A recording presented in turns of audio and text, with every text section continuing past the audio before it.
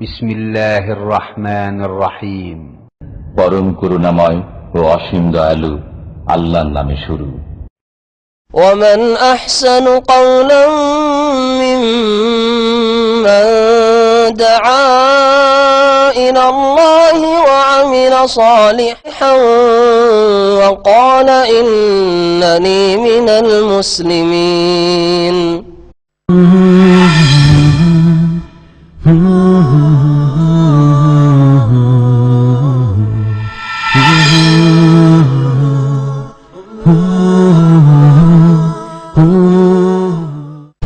أعوذ بالله من الشيطان الرجيم. ثم يوم القيامة يخزيهم ويقول أين شركائي الذين كنتم تشاقون فيهم قال الذين أوتوا العلم إن الخزي اليوم والسوء على الكافرين الذين تتوفاهم الملائكة ظالمي أنفسهم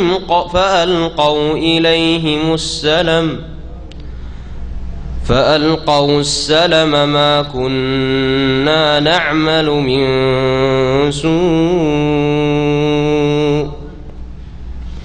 بلى إن الله عليم بما كنتم تعملون فادخلوا أبواب جهنم خالدين فيها فلبئس مثوى المتكبرين. وقيل للذين اتقوا ماذا أنزل ربكم قالوا خيرا للذين أحسنوا في هذه الدنيا حسنة ولدار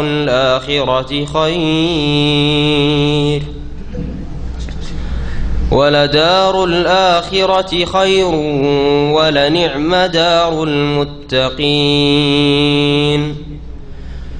جنات عدن يدخلونها تجري من تحتها الأنهار لهم فيها ما يشاءون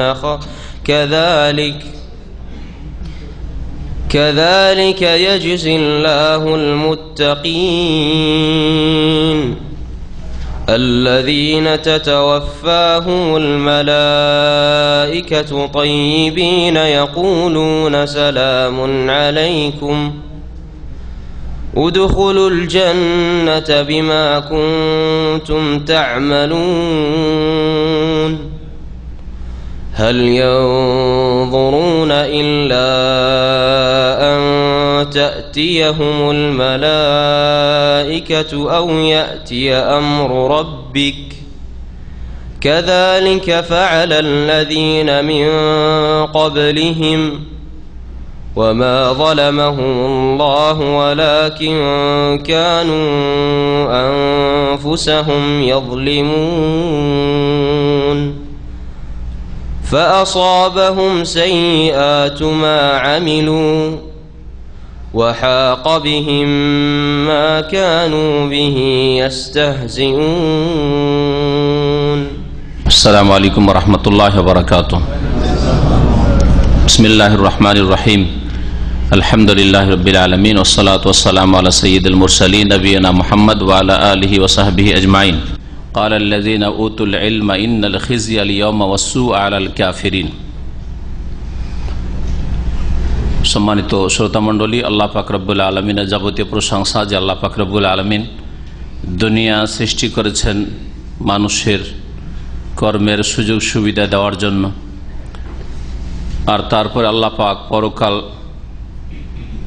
সৃষ্টি করেছেন বা করবেন তা মানুষকে তাদের দুনিয়ার কর্মের প্রতিফল বদলা দেওয়ার উদ্দেশ্যে। সালাত এবং সালাম নাযিল করেন মুহাম্মদ রাসূলুল্লাহ সাল্লাল্লাহু আলাইহি ওয়াসাল্লামের উপর, যিনি মানব জাতিকে তাদের অনিষ্টের রাস্তা থেকে, তাদের ক্ষতির রাস্তা থেকে সতর্ক করেছেন, ভালো রাস্তা দেখিয়েছেন। দুনিয়া আখিরাতের ক্ষেত্রে সার্বিক কল্যাণের রাস্তা, জান্নাতের রাস্তা, দুনিয়ার সুখ আখিরাতের সুখের রাস্তা আল্লাহ পাক রব্বুল আলামিন তার রাসূল সাল্লাল্লাহু আলাইহি ওয়াসাল্লামের মাধ্যমে মানুষকে দেখিয়েছেন। আমাদের তাফসীর হবে সূরাতুন নাহলের আয়াত নম্বর 27 থেকে। তার আগের আয়াতে, আয়াত নম্বর 26-এ মহান আল্লাহ আগের যেসব কাফের, অবাধ্য জাতি, মুশরিক, বহুত্ববাদী জাতি, যারা আল্লাহ পাকের নাফরমান, পাপের জীবন যাপন করেছে, তাদের সম্পর্কে আল্লাহ বলেছেন তাদেরকে আল্লাহ পাক রব্বুল আলামিন তাদের ঘরবাড়ি সহ, তাদের ইমারত সহ ধ্বংস করেছেন। তারা কল্পনাও করতে পারেনি যে এইভাবে হঠাৎ করে আমাদের সর্বনাশ হয়ে যাবে। আর তারপরে আখেরাত সম্পর্কে আল্লাহ পাক বলছেন আয়াত নম্বর 27, কাফের মুশরিকরা যে কোনো যুগের হোক না কেন, মহান আল্লাহ বলছেন সুম্মা ইয়াউমাল কিয়ামাতি ইউখজিহিম, অতঃপর কিয়ামতের দিনে তাদেরকে আল্লাহ পাক লাঞ্ছিত, অপদস্থ করবেন।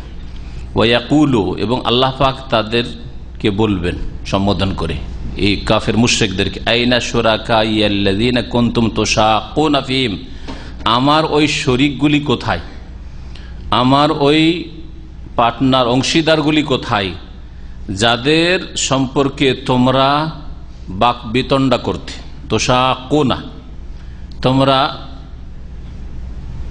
বিরোধিতা করতে আল্লাহর বিধানের, তাদেরকে নিয়ে আল্লাহ পাকের বিধানের, তৌহিদের, আম্বিয়া রসুলগণের বিরোধিতা করতে। শাক্কা মানে বিরোধিতা করা, বিরুদ্ধাচরণ করা, বাক বিতণ্ডা করা। শেকাক মানে হচ্ছে ঝগড়া, বিবাদ। তো এদেরকে নিয়ে যে সব দেবদেবীর তোমরা পূজা করেছো, অথবা কোনো ব্যক্তির জীবিত মৃতের পূজা করেছো, তাদেরকে সেজদা করেছো, তাদের তৈরি করা মতবাদ বা ধর্মকে তোমরা পালন করেছো, আর তাদেরকে পেশ করে বাক বিতণ্ডা করেছো। ওইসব শরীকগুলি কোথায় যারা বিধান রচনা করত, যাদেরকে সেজদা দিতে, যাদের কাছে ছেলে মেয়ে চাইতে, যাদের কাছে রোগের আরোগ্য চাইতে, যাদেরকে মনে করতে এরা বিদ্যা দিতে পারে, এরা রুজি দিতে পারে, এদের হাতে সব কিছু ইত্যাদি, ওরা কোথায়? ওইসব শরীকগুলি কোথায়? আল্লাহ ছাড়া অন্য যে সবের পূজা হয়েছে, সে কোনো মূর্তি প্রতিমারই হোক, অথবা কবর মাজারের হোক, আর কোনো গাছপালার হোক, যেগুলিকে দাঁড় করে আমার বিরুদ্ধে, আমার সামনে শরীক স্থাপন করে তোমরা বাক বিতণ্ডা করেছিলে, দুনিয়ায় তর্কে জড়িয়েছিলে নবী রাসূলগণদের সাথে এবং তাদের অনুসারী মুমিন মুসলিমদের সাথে। ওরা কোথায়? হাজির করো তোমাদের ওই সব উপাস্যদেরকে। কালাল্লাযীনা উতুল ইলমা ইন্নাল খিজিয়াল ইয়াওমা ওয়াসসুআ আলাল কাফিরিন, সেই দিন ওই সব লোকেরা যাদেরকে সঠিক জ্ঞান দেওয়া হয়েছে, যাদেরকে জ্ঞান দেওয়া হয়েছে, অর্থাৎ যারা দিন ইসলামের সঠিক জ্ঞান রাখত, আল্লাহ পাক সম্পর্কে তাদের সহি জ্ঞান ছিল, আল্লাহ পাকের দিন সম্পর্কে তাদের সহি জ্ঞান ছিল, অর্থাৎ মুমিন, ওরা বলবে সেই দিন। কাফের তো নীরব, কোনো জবাব পাচ্ছে না, কারণ তাদের উপাস্যদেরকে হাজির করতে পারছে না। তখন এই নেক লোকেরা, সৎকর্মশীল জান্নাতীরা বলবে ইন্নাল খিজিয়াল ইয়াওমা, নিঃসন্দেহে আজকের দিনে অপমান, খিজ লাঞ্ছনা, ওয়াসু এবং দুর্গতি, আলাল কাফেরিন, কাফেরদের জন্য রয়েছে, কাফেরদের উপর আপতিত হবে। আল্লাযীনা তাতাওয়াফাহুমুল মালায়েকাতু যালিমা আনফুসিহিম, এসব কাফের জালেম কারা? যারা পাপিষ্ঠ হয়ে দুনিয়া থেকে বিদায় নিয়েছে, মারা গেছে। আল্লাহ পাক বলছেন এরা ওই সব লোকেরা, তাতাওয়াফাহুমুল মালায়েকা যালিমা আনফুসিহিম, তাদের নিজেদের উপর জুলম করা অবস্থায় ফেরেশতাগণ যাদের আত্মাগুলি হরণ করেছে, যাদেরকে মৃত্যু দিয়েছে, ফেরেশতা এসে পৌঁছেছিল মালাকুল মউত তাদের আত্মাগুলি গ্রহণ করার জন্য, তাদের মৃত্যু দেওয়ার জন্য। কোন অবস্থায়? যে অবস্থায় তারা জুলমে লিপ্ত ছিল, শিরকে লিপ্ত, সবচেয়ে বড় জুলম, রাসূলের হক নষ্ট করা, বিদাতে লিপ্ত জুলম, অথবা মানুষের উপর জুলম করত, জুলম, অথবা নিজের জীবনে কোনো মানুষের উপর জুলম করেনি, শিরক করেনি, বিদাত করেনি, কিন্তু আল্লাহ পাকের নাফরমানি করেছে ফরজ ওয়াজিব ছেড়ে, অথবা গুনহার কাজ করে আল্লাহ পাকের আদেশ অমান্য করে, নিষেধাজ্ঞা লঙ্ঘন করে তারা পাপে লিপ্ত হয়েছে। এই 3 রকমের জালেম, এরা হচ্ছে জালিম আনফুসিহিম। যে কোনো গুনার অবস্থায় মানুষ মারা গেছে, গুনার শিরকের অবস্থায় হোক, বিদআতের অবস্থায় হোক, বিভিন্ন পাপের অবস্থায়, ফরজ ওয়াজিব ছাড়া অবস্থায়, ফজর নামাজ পড়বে না, শুয়েছে, উঠবে সকাল 8টা-9টায় উঠবে, ডিউটি যাবে, জালিম আনফুসিহিম, এই অবস্থায় তার মৃত্যু হয়েছে। এইসব লোকেরা রাত্রে নোংরা ছবি দেখেছে, ব্লু ফিল্ম দেখেছে, হ্যাঁ, ইত্যাদি পাপ করেছে, ব্যভিচার করেছে, মদ খেয়েছে, এই জুলুমকর অবস্থায় ছিল, অথবা ওই অবস্থায় ঘুমিয়েছে, আর তারপরে আর উঠেনি, জালিম আনফুসিহিম। রাতে চুরি ডাকাতি করতে গেছে, মারা গেছে, জালিমি আনফুসিহিম ইত্যাদি। এইভাবে রাতে হোক আর দিনে হোক, যারা জুলুম করা অবস্থায় ছিল, পাপের অবস্থায় ছিল, সেই অবস্থায় ফেরেশতারা তাদের আত্মাগুলি হরণ করেছে। ফাআলকাউস সালাম, কিয়ামতের দিনে সেই দিন তার আত্মসমর্পণ করবে, আত্মসমর্পণ করবে, তারা ভুল স্বীকার করবে। আর ভুল স্বীকার করে নিজেকে রক্ষা করার জন্য বিভিন্ন পন্থা কৌশল অবলম্বন করবে। তার মধ্যে একটা হচ্ছে অস্বীকার করা। প্রথমখানে ভাবছিল যে যদি কিছু মিছা কথা বলে পার পেয়ে যায়, সেই জন্য তারা বলে মা কন্যা না আমাল মিনসু, আমরা তো কোনো মন্দ কাজ পৃথিবীতে করিনি। বিশেষ করে যারা সংস্কারের নামে ইসলাম বিরোধিতা করে, তারা এখনো বলে তারা তো কোনো মন্দ কাজ করে, তারা সংস্কার করছে, ইসলামেরও সংস্কার করবে তারা। হ্যাঁ, দেশের সংস্কার চায়, সমাজের সংস্কার চায়, আর মানবরচিত বিধান। এরাও আর ওই সব লোকেরা যারা বলে আল্লাহ পর্যন্ত আমরা পৌঁছাতে চাই, মানুষকে আল্লাহর রাস্তায় লাগাতে চাই, সেই জন্য শিরিক করায়, বিদআত করায়। সরাসরি কি করে একজন পাপী তাপী গুনাহগার মানুষ, সাধারণ মুসলিম আল্লাহ পর্যন্ত পৌঁছিবে? ওসিলা লাগবে। ওসিলা মানে পীর ধরতে হবে, ওসিলা মানে ওরসে যেতে হবে, মাজারে যেতে হবে। হ্যাঁ, এসব শিখিয়েছে। এরা অস্বীকার করবে, মা কন্যা না আমাল মেনসু, কোনো মন্দ কাজ তো আমরা করিনি পৃথিবীতে, কোনো পাপের কাজ করিনি। বালা, সেই দিন আল্লাহ পাক বলবেন হ্যাঁ অবশ্যই করেছো, তোমরা অবশ্যই পাপ করেছো। এই অস্বীকারটা হবে তাদের হাতে কথা বলা আর অঙ্গ প্রত্যঙ্গ সাক্ষী দেওয়া, হ্যাঁ, মুখ বন্ধ করে দেওয়া, এর আগেই। হ্যাঁ, ওরা ভাবতে পারেনি যে এরকম কিছু হবে। তারপরে তাদের আলিয়ামা নাখতেমু আলা আফওয়াহিম ওয়া তুকাল্লিমুনা আইদিহিম ওয়া তাশহাদু আরজুলুহুম, মুখ বন্ধ করে দেওয়া, মুখে আর কথা বলতে পারে। প্রথম যখন অস্বীকার করেছিল হঠাৎ করে বোবা হয়ে গেল, আর মুখে কথা বলতে পারছে না। ওয়া তুকাল্লিমুনা আইদিহিম, আল্লাহ পাক বলছে তাদের হাতে কথা বলেছে। হ্যাঁ হ্যাঁ ঠিকই তো করেছে, এরা মিথ্যা বলছে, সব পাপ করেছে, এরা শিরক করেছে, এরা বিদআত করেছে, এরা চুরি করেছে, এরা ডাকাতি করেছে, এরা খুন করেছে, এরা মদ খেয়েছে, সব করেছে, ব্যভিচার করেছে। হাতে কথা বলবে। ওয়া তাশহাদু আরজুলুহুম, পায়ে সাক্ষী দেবে। অন্য আয়াতে রয়েছে তাদের অঙ্গ প্রত্যঙ্গ সবগুলি, শরীরের চামড়া পর্যন্ত সাক্ষী দেবে, সবগুলি অঙ্গ প্রত্যঙ্গ সাক্ষী দেবে তাদের বিরুদ্ধে। আল্লাহ পাক রব্বুল আলামিন বলছেন যে হ্যাঁ অবশ্যই তোমরা পাপ করেছো। ইন্নাল্লাহা আলিমুম বিমা কুনতুম তা'মালুন, নিঃসন্দেহে তোমরা যা কিছু করতে সে সম্পর্কে আল্লাহ পাক সম্যক জ্ঞানী, সবকিছু জানেন আল্লাহ পাক। আল্লাহ পাকের ওপর অস্পষ্ট রাখা যায় বা আল্লাহ পাক থেকে লুকিয়ে রাখা যায়, গোপন রাখা যায়? কখনো না। ফাদখুলু আবওয়াবা জাহান্নাম, সুতরাং জাহান্নামের দরজায় তোমরা প্রবেশ করো।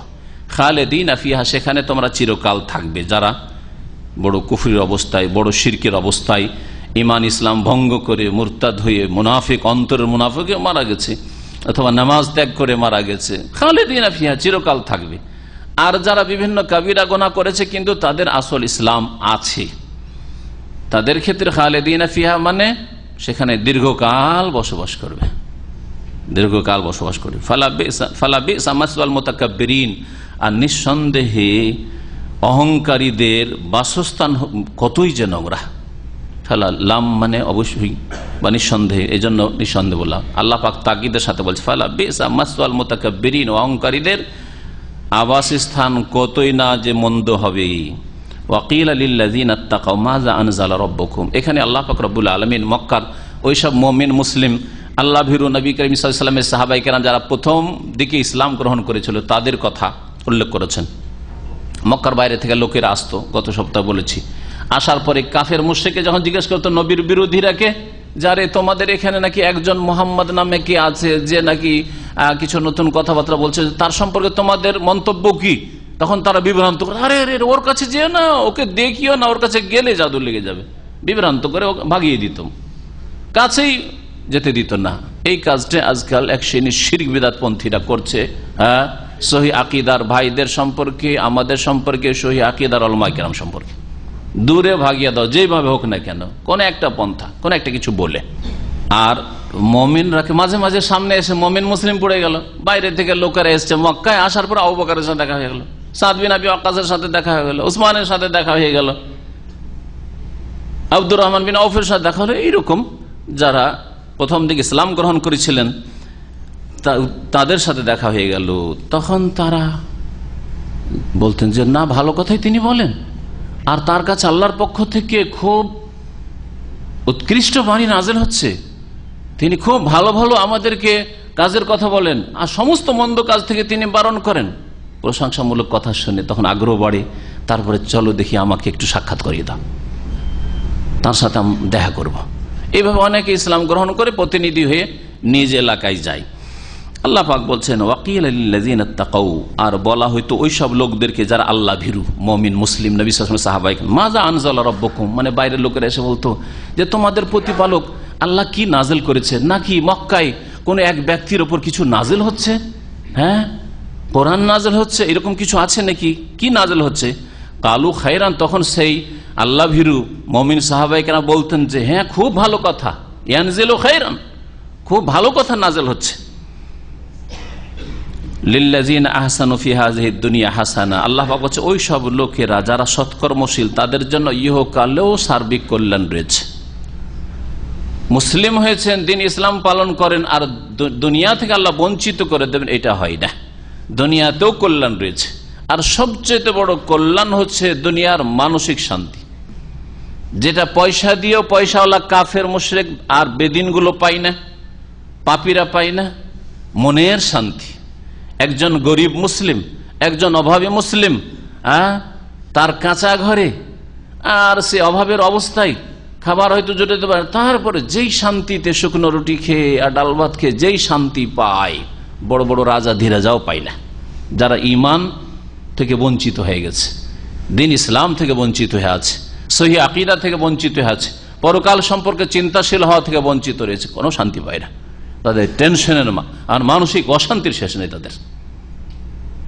যার ফলে আজকালকার পরিসংখ্যান বলছে যে দুনিয়ার সবচেয়ে ধনী দেশগুলিতে, ধনী সমাজে আত্মহত্যা বেশি।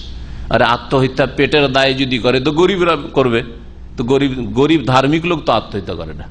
আল্লাহ ভীরু লোক, কোন নামাজি আর মুমিন সত্যিকার সহি আকীদাওয়ালা লোক তো আত্মহত্যা করে না, যতই কষ্ট হোক না কেন। আত্মহত্যা তো পয়সাওয়ালারা বেশি করছে, যারা সবচেয়ে বেশি হারাম ভোগ বিলাস করছে, জেনায় মদে হারামে ডুবে আছে, ওরাই বেশি আত্মহত্যা করছে। যাদের কাছে প্রেম করা কোনো ব্যাপার না, হ্যাঁ অবৈধ প্রেম, একটা স্ত্রী আর বাকি কত শত আছে আল্লাহ জানে, তাদের মধ্যে আত্মহত্যা বেশি। কোথায় শান্তি তো পায় না হারাম ভোগ বিলাস করে। আল্লাহ পাক রব্বুল আলামিন বলছেন যে তাদের জন্য, যারা সৎকর্মশীল তাদের জন্য কি রয়েছে? ফি হাযিহিদ দুনিয়া হাসানা, দুনিয়াতেও কল্যাণ রয়েছে।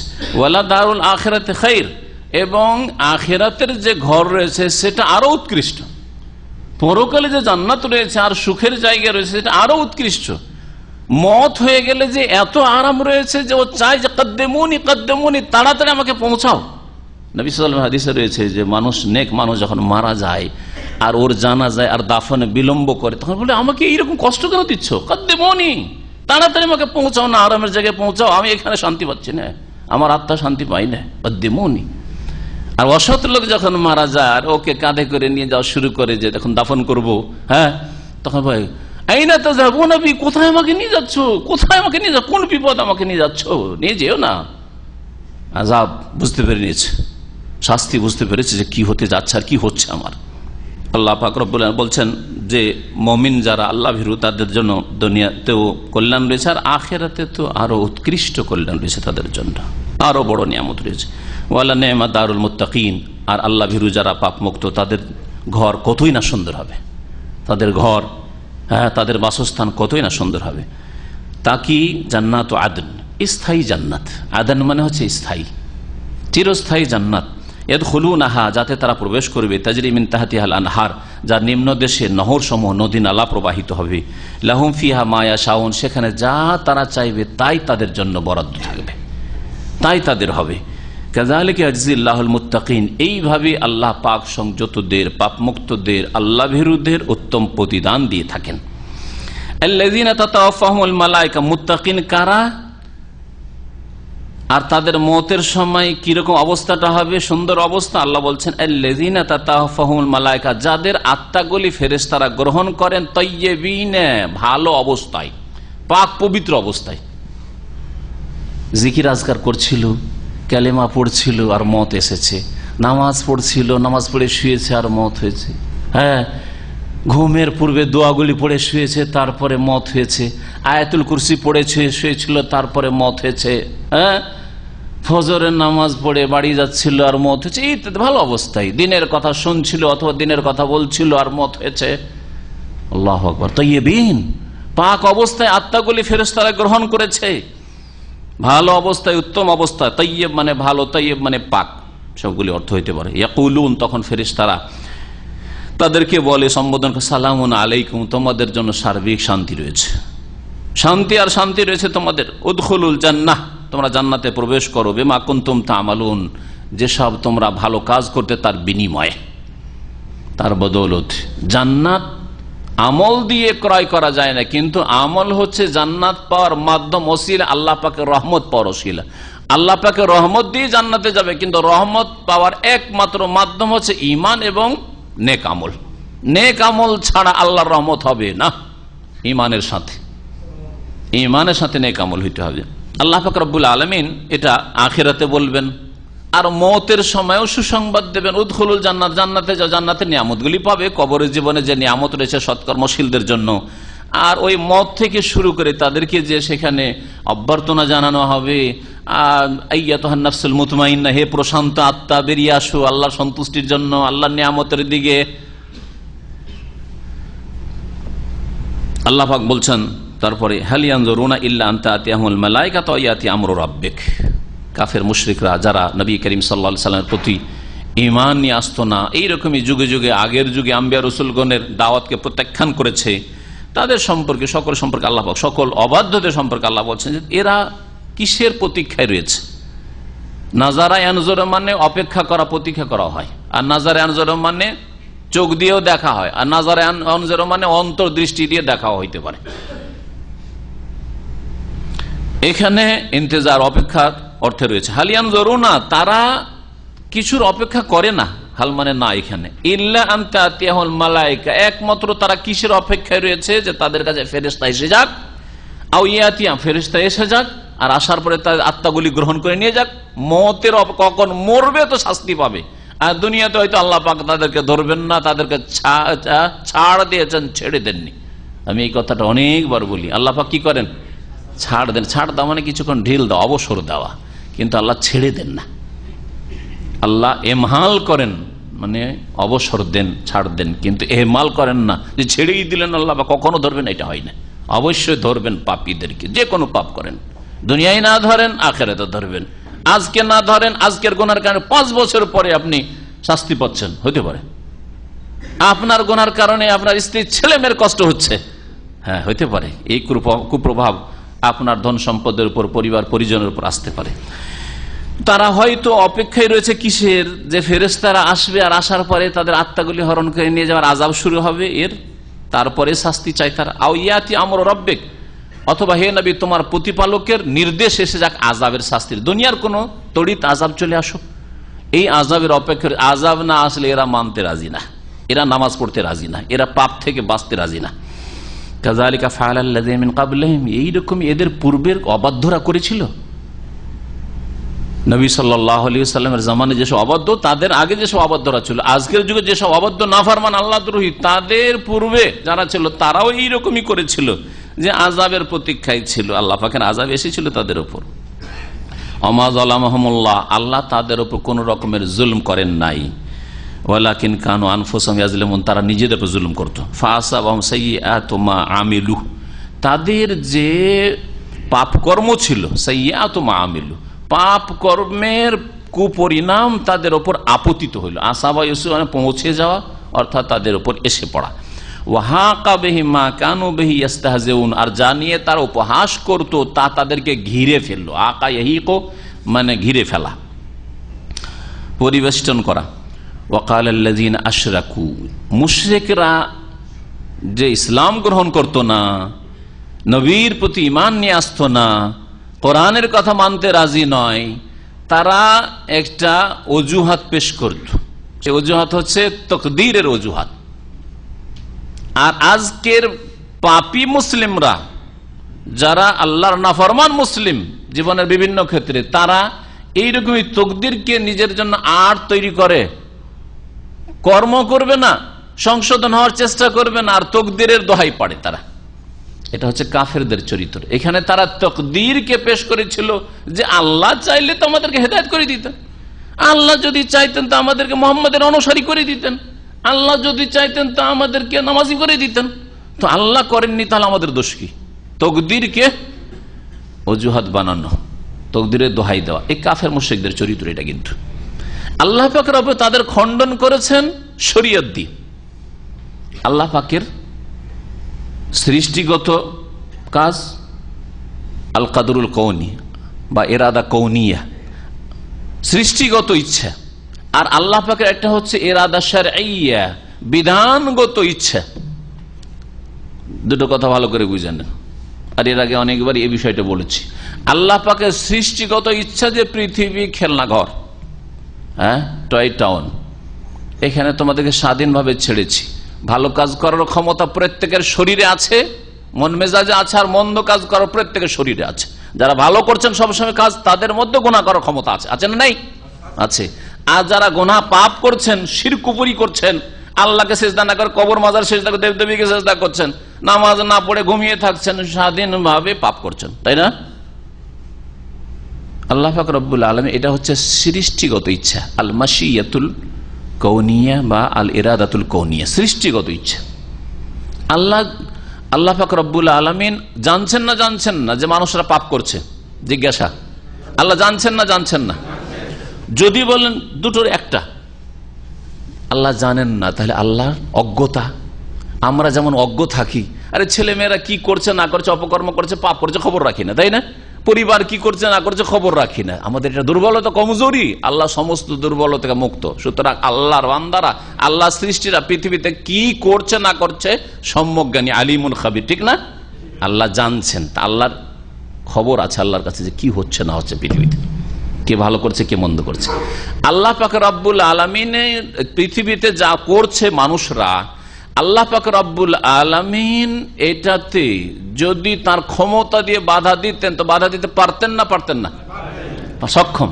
যদি বলেন না, আল্লাহ পাকের ক্ষমতার বাইরে এটা, যে পাপীকে থামানো, মুশরিককে থামানো, তাহলে আল্লাহ অপারগ হয়ে যান।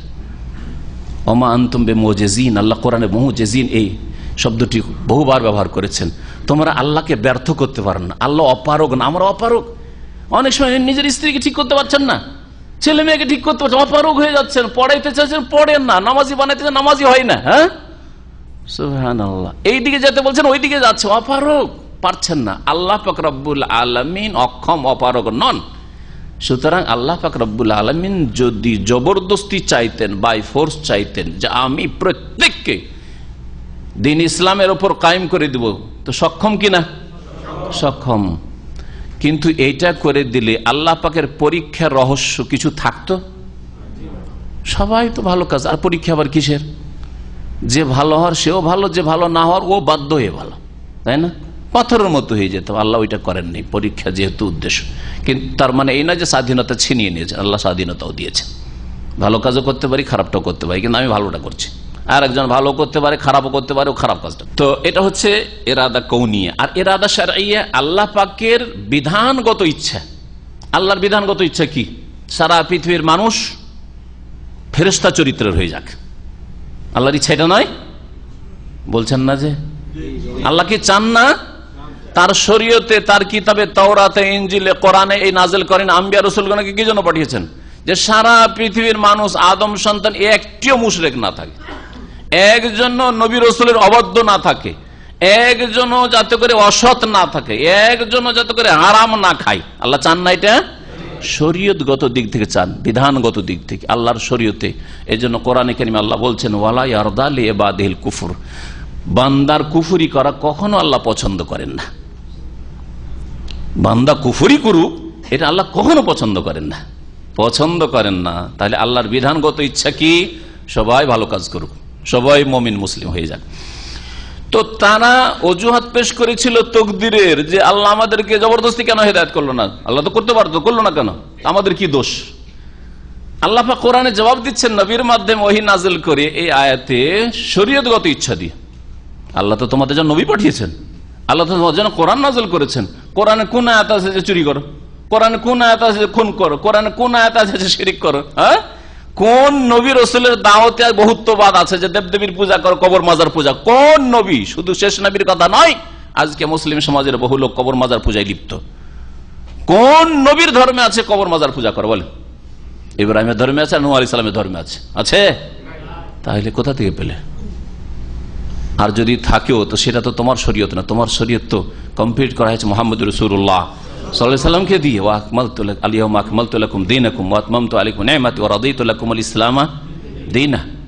আপনি মুহাম্মদ সাল্লাল্লাহু আলাইহি সাল্লামের উপর সন্তুষ্টি প্রকাশ করেছেন, রাদিতু বিল্লাহি রাব্বা ওয়া বিল ইসলামি দীনান ওয়া মুহাম্মাদিন সাল্লাল্লাহু আলাইহি ওয়াসাল্লাম নবিয়্যা। ওয়া ক্বালা আল্লাযিনা আশরাকু, মুশরিকরা বলতো, লাউ শা আল্লাহু মা আবাদানা মিন দুনিহি, আল্লাহ যদি চাইতেন তাহলে আল্লাহকে বাদ দিয়ে আমরা কারো পূজা করতাম না, কারো ইবাদত করতাম না, উপাসনা করতাম না। মিন শাই, কোনো কিছুর। নাহনু ওয়ালা আবাউন, আমরাও করতাম, আমাদের পূর্বপুরুষ বাপদাদারাও করতো না। তো আল্লাহ চাননি তো আমরা কি করব? আরে তুমি ইসলাম কবুল করবে না, তুমি মসজিদে যাবে না নামাজ পড়তে, বলছে আল্লাহ চাইলে আমাকে করে দিতে, কেমন কথা হইলো? ওয়ালা হারামনা মিন দুনি মিন শাই, এবং আল্লাহর হারাম করা ছাড়া অন্য কিছুকে আমরা হারামও করতাম না। আল্লাহ যদি চাইতেন তো আল্লাহ যেটা হারাম করেছেন ওইটি কি হারাম মনে করতাম, কিন্তু আল্লাহ তো চাননি, সেই জন্য মদ খাচ্ছি, সেই জন্য আমরা ব্যভিচার করছি, হ্যাঁ সেই জন্য আমরা করছি। এখানে ইঙ্গিত করা হয়েছে কাফের মুশরিকদের ওই সব বদ আকীদার দিকে যা তারা করতো, বাহিরা, সায়েবা, হাম, ওয়াসিলা, এগুলি সূরা আনআমে আল্লাহ পাক রব্বুল উল্লেখ করেছেন। কিছু কিছু জীবজন্তু তারা কি করত? উৎসর্গ করে, দেবদেবীর নাম উৎসর্গ করে দিত, উৎসর্গ করে দিত। ষাঁড় ছেড়ে দেওয়া, যেমন হিন্দুদের আজকাল ষাঁড় ছেড়ে দেওয়া, ষাঁড় ছেড়ে দিবে। আর ষাঁড় কারো জমিতে চড়ুক, কেউ বারণ করবে না, মানা করবে না, নিষেধ করবে না, তাড়াবে না ষাঁড়কে, কারণ এটা দেবের নামে ছেড়ে দেওয়া হয়েছে। এইরকম এটা খাজা বাবার নামে ছেড়ে দেওয়া হয়েছে, এটা বড় পীর সাহেবের নামে ছেড়ে দেওয়া হয়েছে, এটা কোরবানির খাসি, সুতরাং কারো জমিতে চড়লে কিছু বলবে না। এগুলো কোথেকে আসলো? এগুলো হিন্দুদের কাছ থেকে আসছে।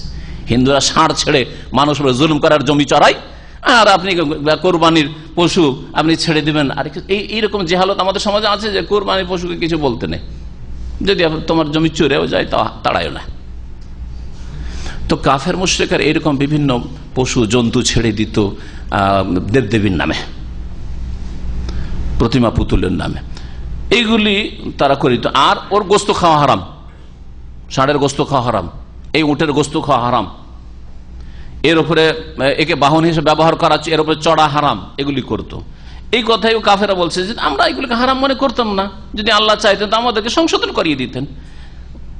কাযালিকা ফাআলাল্লাযীনা মিন ক্বাবলিহিম, আল্লাহ বলছেন এদের পূর্বে যেসব কাফের অবাধ্যরা ছিল এরাও এরকমই করেছে। ফাহাল আলা রাসূল ইল্লাল বালাগুল মুবিন, জবাব এখন শোনেন। ফাহাল আলা রাসূল থেকে আল্লাহ জবাব দিচ্ছেন ওদের অজুহাতে, তকদির কি আড় বানিয়ে, দোহাই বানিয়ে তারা পেশ করছিল যে আল্লাহ কেন আমাদেরকে হেদায়েত করলো না, কেন আমাদেরকে হারাম থেকে বাঁচালো না। আল্লাহ বলছেন তার রসুলগণকে কি কাজে পাঠিয়েছিলাম? জবাবটা বুঝলেন? এটা হচ্ছে শরীয়তি ইচ্ছা, বিধানগত আল্লাহ পাকের ইচ্ছা যে সারা বিশ্বের মানুষ সংশোধন হয়ে যায়। এই জন্য অসংখ্য নবী রসুল পাঠিয়েছেন আল্লাহ পাক রব্বুল, শেষ নবী মুহাম্মদ রাসূলুল্লাহ সাল্লাল্লাহু আলাইহি ওয়াসাল্লামকে পাঠিয়েছেন। ফাহাল আলা রাসূলে ইল্লাল বালাগুল মুবিন, তো রসুলগণের কাজ তো স্পষ্ট পৌঁছে দেওয়া ছাড়া আর কিছু ছিল না। তো তারা কি করতে এসেছিল তোমাদের কাছে? আরে মক্কায় মুহাম্মদ সাল্লাল্লাহু আলাইহি ওয়াসাল্লাম কি কাজে এসেছেন? তাহলে আল্লাহ যদি তোমাদের হেদায়েতই না চান আর তোমাদের সৎ পথে পরিচালনাই না চান, তো কি জন্য নবী রাসূল পাঠিয়েছেন, কি জন্য কিতাব নাযিল করেছেন? ওয়ালাকাদ বাআসনা ফি কুল্লি উম্মাতিন রাসূলা, আল্লাহ পাক বলেছেন নিঃসন্দেহে আমি প্রত্যেক সম্প্রদায়, প্রত্যেক জাতিতে এক একজন করে রাসূল পাঠিয়েছি। প্রত্যেক জাতিতে মানে আপনি নিজ খেয়াল খুশি গোত্র ধরলে হবে না, প্রত্যেক যুগে এবং যেই জাতির জন্য পাঠিয়ে দিলে বাকি আশেপাশের অন্যান্য গোত্রের জন্য যথেষ্ট হয়, এইভাবে আল্লাহ পাক পাঠিয়েছেন। একজন রাসূল পাঠার পরে কয়েকশো বছরের জন্য যথেষ্ট হইতে পারে, এইভাবে আল্লাহ পাক রব্বুল পাঠিয়েছেন। অনেক সময় একই যুগে বিভিন্ন এলাকায় একাধিক রাসূলও পাঠিয়েছেন আল্লাহ পাক রব্বুল, যেমন আম্বিয়া রসুলগণের ইতিহাস প্রমাণ করে কোরআনে কারিমে যেসব নবী রসুলগণের কথা উল্লেখ হয়েছে, ইব্রাহিম আলাইহিস সালাম, লূত আলাইহিস সালাম, মুসা আলাইহিস সালাম, হারুন আলাইহিস সালাম, তাই না? তো আল্লাহ পাক রব্বুল আলামিন রসুল পাঠিয়েছেন প্রত্যেক গোত্রে, শেষ নবী মুহাম্মদ সাল্লাল্লাহু আলাইহি ওয়াসাল্লামকে পাঠিয়েছেন, আর কোন নবী রাসূল আসবে না, এই দরজা বন্ধ করে দেওয়া হয়েছে। তাহলে এই কাজ যতটা নবী সাল্লাল্লাহু আলাইহি ওয়াসাল্লাম করেছেন, আর তার যারা স্থলাভিষিক্ত কোরআন সুন্নাহর উলামায়ে কেরামরা, তৌহিদে জ্ঞানী উলামায়ে কেরাম রয়েছেন, তাদের উপরে দায়িত্ব ন্যস্ত করা হয়েছে যে নবী, শেষ রাসূলের দাওয়াত সারা বিশ্বের মানুষের কাছে তোমরা পৌঁছিয়ে দেবে। আর যদি না পৌঁছাও তো কিয়ামতের দিনে জবাবদিহি করতে হবে। লেখাপড়া করলে আর নীরব হয়ে বসে গেলে একটা চাকরি পেয়ে গেলাম আর একটা নিজের পেটের ব্যবস্থা হয়ে গেছে, সুতরাং 20 বছর 30 বছর পড়াশোনা করেছি নিজের জন্য, আর কারোর জন্য না, জবাবদিহি করতে হবে কিয়ামতের দিনে। দিনের দাওয়াত যদি না পৌঁছায়, কারণ এরা হচ্ছে নবী করিম সাল্লাল্লাহু আলাইহি সাল্লামের ওয়ারিস, ওয়াল উলামা ওয়ারাসাতুল আম্বিয়া। কিন্তু আলেম মানে আমাদের দেশি পরিভাষায় আলেম না, 2-4 অক্ষর পড়লেই আলেম হয়ে যায়, আর শিরক বিদাত পড়লেও আলেম হয়ে যায়, আর ভেজাল বিদাত মগজে ঢুকে থাকলেও আলেম হয়ে যায়। না না না, কোরআন সুন্নাহর যারা প্রতিনিধিত্ব করে তারাই হচ্ছে আলেম, আলেমের দিন। আল্লাহ পাক বলছেন যে প্রত্যেক উম্মতে এক একজন করে রাসূল পাঠিয়েছে। আর কি জন্য পাঠিয়েছি? পাপের জন্য, যে পাপ করো তোমরা, আনেবুদুল্লাহ, আল্লাহ পাকের ইবাদত করো, আল্লাহর আদেশ মানো, আর আল্লাহ যে নিষেধ করেছে সেসব থেকে বেঁচে থাকো। আর এর মৌলিক বিষয় হচ্ছে তৌহিদ, আল্লাহ ছাড়া অন্যকে ডেকো না, অন্যের সামনে সেজদা করিও না, অন্যের পূজা করে উপাসনা করিও না, আর এক আল্লাহর ইবাদত করো। নেতিবাচক রয়েছে নেগেটিভ, আর ইতিবাচক রয়েছে পজিটিভ, দুটো রয়েছে। লা ইলাহা ইল্লাল্লাহ, লা ইলাহা, আল্লাহ ছাড়া কেউ সত্য মাবুদ নেই, আল্লাহ এক আছেন আর বাকি সব নেই, সবকে জিরো করো, এগুলোকে সব নেই, যত আছে সবকে জিরো করো। এই কথা এখানে শেখানো হয়েছে। আনেবুদুল্লাহ ইতিবাচক, আল্লাহর ইবাদত করো। তাহলে আল্লাহ পাকের আদেশ 5 ওয়াক্ত সালাত আদায় করতে হবে, ঈমান বিশ্বাস স্থাপন করতে হবে, যাকাত দিতে হবে, সিয়াম পালন রোজা রাখতে হবে, হজ করতে হবে, হিজাব পর্দা করতে হবে, যতগুলি আদেশ রয়েছে এগুলো হচ্ছে আল্লাহ ইবাদতুল্লাহ। আর ওয়াজতানিবুত তাগুত, আর তাগুত থেকে বেঁচে থাকো, আল্লাহ বিরোধী শক্তি থেকে বেঁচে থাকো। তাগুত খুব ব্যাপক অর্থপূর্ণ শব্দ, এই জন্য একটা বাংলা শব্দ দিয়ে তাগুতের তর্জমা করা যাবে না। অনেক বাংলা অনুবাদকের জন্য তাগুতের তর্জমা তাগুত করে রেখে দিয়েছেন, বাকি তফসিরটা আপনি পড়েন। আর অনেকে এটাকে সীমিত করে দিয়েছে আল্লাহ বিরোধী শক্তি। তো আল্লাহ বিরোধী শক্তি একদিক দিয়ে ব্যাপক, যে কোনো পাপ আর পাপই হচ্ছে আল্লাহ বিরোধী শক্তি। হ্যাঁ, শিরিক হোক আর বিদাত হোক আর ধর্মের নামে না হয়ে অন্য কিছু হোক, যত রকমের গুনার কাজ রয়েছে, অন্যায় কাজ, এই হচ্ছে আল্লাহ বিরোধী শক্তি। তো আল্লাহ বিরোধী শক্তি থেকে তোমরা বেঁচে থাকো। আল্লাহ বিরোধী শক্তি তোমরাও হবে না, আল্লাহ বিরোধী শক্তির সাথও দেবে না, আল্লাহ বিরোধী শক্তিকে মদত যোগাবে না, আল্লাহ বিরোধী শক্তির সাথে কোনো সহযোগিতা করবে না। ওয়াজতানিবুত তাগুত, তাগুত থেকে বেঁচে থাকো।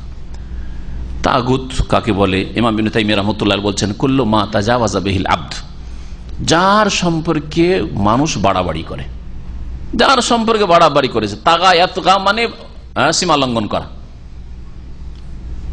লম্মা তাগাল মাও, নূহ আলাইহিস সালামের জামানায় যখন পানি সীমা ছড়িয়ে গেল, সারা দেশ ডুবে গেল, আর কোনো মানুষ বাঁচতে পারছে না, গাছপালাও ডুবে গেল, সব পাহাড়গুলো ডুবে গেল।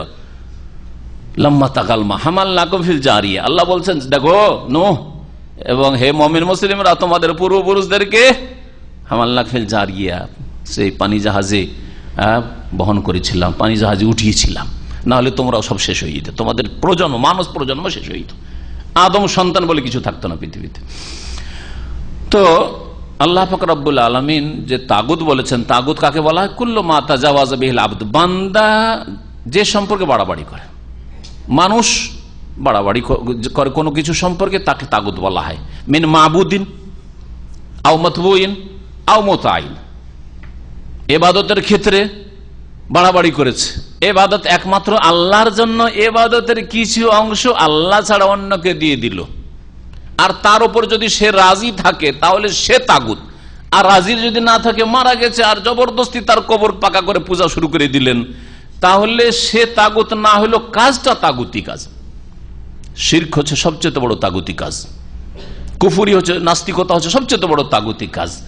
মানুষের তৈরি করা আইন কে কোরআন, আসমানি আইন, আসমানি বিধানের সমান মনে করা বা তার চাইতে সেও মনে করা, এটা হচ্ছে তাগুত। এইরকম যে কোনো পাপের কাজ হচ্ছে তাগুতি শক্তি। ইবাদতের ক্ষেত্রে হইল, আও মাতবুইন অথবা অনুসরণের ক্ষেত্রে, বাড়াবাড়ি করলেন অনুসরণের ক্ষেত্রে। অনুসরণ কার করতে বলা হয়েছে? ইত্তেবা, অনুসরণ কার করতে বলা হয়েছে? কে বললো? আল্লাহ। আল্লাহ কেউ বলেছে আল্লাহর অনুসরণ করবেন? অনুসরণ মানে পিছনে পিছনে চলা। তো আল্লাহ কি নামাজ পড়েন নাকি? তো অনুসরণ শব্দটি বুঝেন ভালো করে বাংলা। ইত্তেবা মানে ফলো করা, পিছনে পিছনে চলা। কাকে অনুসরণ করতে বলা হয়েছে? ইন কুনতুম তুহিব্বুনাল্লাহ ফাত্তাবিউনি, রাসূলের ইত্তেবা করো। হ্যাঁ, রাসূলের অনুসরণ করো। আর কোরআনে বলা হয়েছে ইত্তাবিউ মা উনজিলা ইলাইকুম মির রাব্বিকুম, রবের পক্ষ থেকে যে বিধান নাযিল হয়েছে তা ফলো করো। কোরআনে কারীম হাদিসের অনুসরণ করো, কোরআন হাদিসের অনুসরণ করো। তার অনুসরণ নবী রাসূল সম্পর্কে বলা হয়েছে, আর ওহীর অনুসরণ করতে বলা হয়েছে যা নাযিল হচ্ছে। অনুসরণ ক্ষেত্রে যদি বাড়াবাড়ি করেন, ওহী বাদ দিয়ে যদি মানুষের কপোলকল্পিত জিকির আজকার দোয়া তাবিজ এইগুলি যদি করেন, হ্যাঁ, তো তাগুতি কাজ। মানুষের তৈরি করা বিধিবিধান যদি মানেন, মানুষের তৈরি করা, মানুষের মুরব্বীরা পেশ করেছে এইরকম তরিকা যদি আল্লাহর সন্তুষ্টি কামনা করে, যেহেতু তাগুতি কাজ। ইত্তেবার ক্ষেত্রে ওহী বাদ দিয়ে, কোরআন হাদিস বাদ দিয়ে, কারণ কোরআন ইত্তেবা বলা হয়েছে, ওহীর ইত্তেবার কথা, হ্যাঁ, আর বলা হয়েছে রসুলের। তো রসুলের অনুসরণ ছাড়া আর কারো যদি অনুসরণ করেন জীবনের কোন ক্ষেত্রে, এই জিকিরটা কোথায় পেলেন? বলছে এটা আমাদের চিশতি তরিকার জিকির। এটা হচ্ছে আমাদের আর কি তরিকা ভাই? চিশতির সাথে সাবেরিয়া তরিকার জিকির। এইটা হচ্ছে আমাদের নকশবন্দি তরিকার জিকির। হ্যাঁ, এটা হচ্ছে আমাদের সারসিনা তরিকার জিকির। নবীর জিকির, নবীর তরিকা কোথায় গেল? নবীর তরিকা কোথায় গেল? নবীর তরিকা বাদ দিয়ে এই তরিকাগুলি নাযিল হয়েছে, অনুসরণ করতে বলা হয়েছে যার নাযিল হয়েছে, আর রসুল, হ্যাঁ, ওহী আর রসুল, এই কথাই বলা হয়েছে কোরআনে কারীম। আর দেখান তো দেখি যে বড়দের অনুসরণ করতে হবে। আরে তোমার বাপ যদি বেনামাজে, তুমি অনুসরণ করে নামাজ পড়বে না? বাপ দাঁড়িয়ে রাখে না, তুমিও দাঁড়িয়ে রাখবে না? বাপ চোর, তুমিও চুরি করবে নাকি? বাপ হারাম খায়, সেজন্য তুমিও হারাম খাবে না? কখনো অনুসরণ নেই। বলছিলাম অনুসরণ ক্ষেত্রে কেউ যদি বাড়াবাড়ি করে, সেটাও তাগুত। আর তাতে যদি সন্তুষ্ট থাকে সে তাগুত। আর এই রাস্তাটা তাগুতি রাস্তা।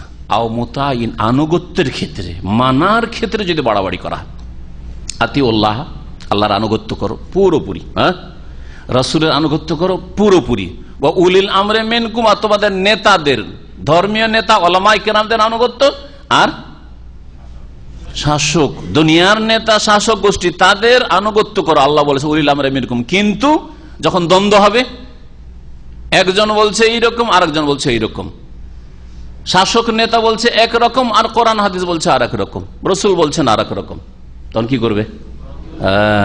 তখন চিন্তা করতে হবে যে তাহলে অন্ধ আনুগত্য নেতার নেই। আলেম ফতোয়া দিচ্ছে একরকম, আর আরেকজন আলেম আর এক রকম ফতোয়া দিচ্ছে। দুই আলেম, তিনজন তিন রকম ফতোয়া দিচ্ছে, চার মাযহাবে চার রকম ফতোয়া। সূরা ফাতিহা নামাজে মুক্তাদির পড়া ফরজও আবার নাজায়েজও। বুঝলেন না? ঠিক না? দুটাই ঠিক না? দুটাই ঠিক। কেন? কেমন কথা?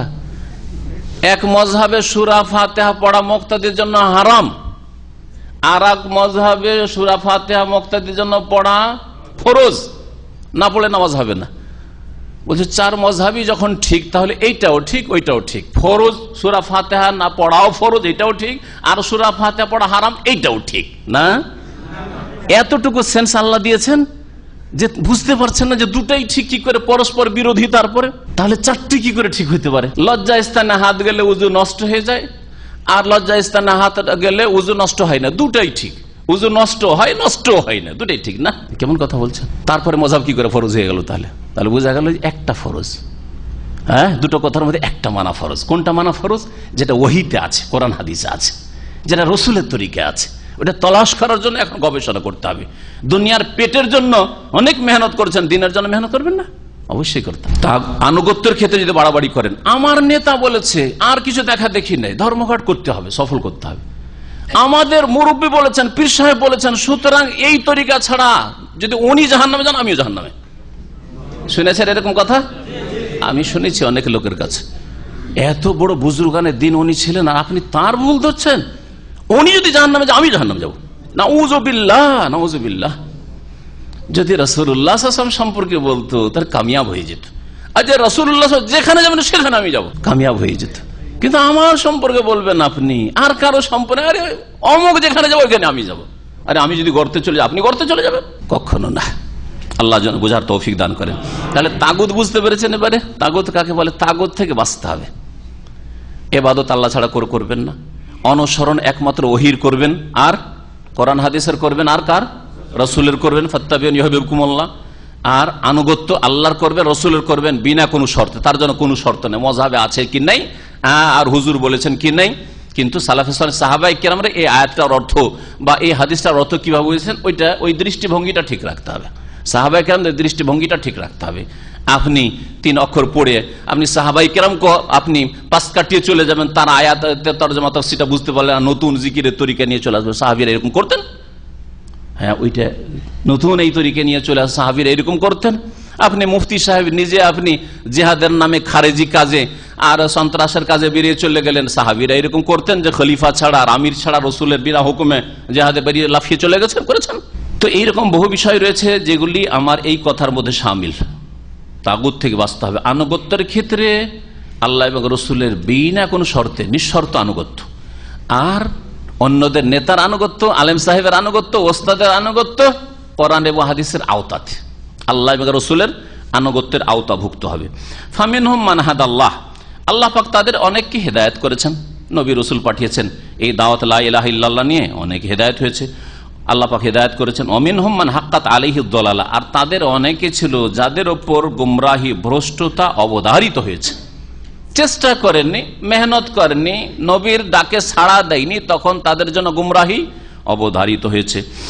ফাসিরু ফিল আরদ, সুতরাং তোমরা পৃথিবীতে ভ্রমণ করো। ফানজুরু কাইফা কানা আকিবাতুল মুকাজ্জিবিন, আর দেখো একটু চিন্তা করে যে যারা মিথ্যা প্রতিপন্ন করেছিল আম্বিয়া রাসূলগণের দাওয়াতকে, তাদের পরিণাম কি হয়েছে। ইনতাহারিস আলা হুদাহুম, আল্লাহ পাক নবী মুহাম্মদ সাল্লাল্লাহু আলাইহি ওয়াসাল্লাম সম্বোধন করে বলছেন যে হে নবী, তাদের হেদায়েতের জন্য তুমি যদি উদ্গ্রীব হও, হেদায়েতের জন্য তুমি যদি লালায়িত হয়। নবী সাল্লাল্লাহু আলাইহি ওয়াসাল্লাম অত্যন্ত আগ্রহী ছিলেন যে জাতি যদি সবাই হেদায়েত হয়ে যেত, সবাই যদি হিদায়েত হইত, একটাও কে যেন কাফের মুশরিক না থাকে, একটাও যেন অসৎ চরিত্রের না থাকে, একটাও যেন নাফরমান না থাকে। ইনতাহারিস আলা হুদাহুম, শুনে রাখো, তাদের হেদায়েতের জন্য খুব লালায়িত যদি হও, ফাইনাল্লাহ লা ইয়াহদি মান ইউদিল্লু, আল্লাহ যাকে পথভ্রষ্ট করেন তাকে আল্লাহ হেদায়েত করেন না। কাকে আবার পথভ্রষ্ট করেন? তাহলে যে হেদায়েত নিতে চায় না, যে হেদায়েত নিতে চায় না। আমি যাবো না, আল্লাহ ধাক্কা দিয়ে পাঠাবেন না, কিন্তু আল্লাহ পাক রাস্তা দেখিয়ে দিয়েছে, এটা হচ্ছে নবী রাসূলগণের রাস্তা, আল্লাহ প্রদত্ত রাস্তা, এটা ভুল রাস্তা, শয়তানের রাস্তা, কোনটা নিবেন না, রাস্তা আল্লাহ দেখিয়ে দিয়েছেন। এই জন্য হাদাল্লাহ বলছেন আর আদাল্লাহ বলছেন, মাইয়ুদিল্লাহ বলছেন। আল্লাহ যাকে গোমরা করেন তাকে আল্লাহ হিদায়াত করেন না। গোমরা কখন করেন? তাদের পাপের কারণে। পাপের দিকে যখন কদম বাড়িয়ে দেয় তখন আল্লাহ পাক জবরদস্তি করেন না। ওমা লাহুম মিন নাসিরিন, আর তাদের কোনো সাহায্যকারী নেই। ওয়া আকসামু বিল্লাহি জাহদা ঈমানিহিম, আর এই কাফের মুশরিকরা তারা দৃঢ় শক্ত শপথ করে থাকে, আল্লাহর কসম করে, বড়ই শক্ত কসম। কি বলে?